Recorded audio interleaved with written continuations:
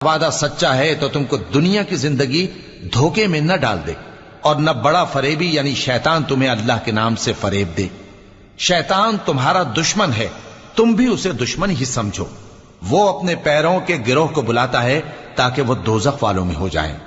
جنہوں نے کفر کیا ان کے لیے سخت عذاب ہے، اور جو ایمان لائے اور عمل نیک کرتے رہے ان کے لیے بخشش اور بڑا ثواب ہے۔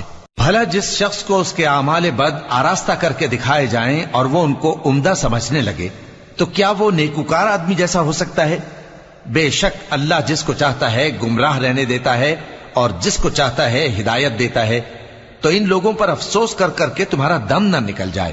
یہ جو کچھ کرتے ہیں اللہ اس سے واقف ہے، اور اللہ ہی تو ہے جو ہوائیں چلاتا ہے، پھر وہ بادل کو ابھارتی ہیں، پھر ہم ان کو ایک بے جان علاقے کی طرف لے جاتے ہیں، پھر اس سے یعنی بارش سے زمین کو اس کے مردہ ہو جانے کے بعد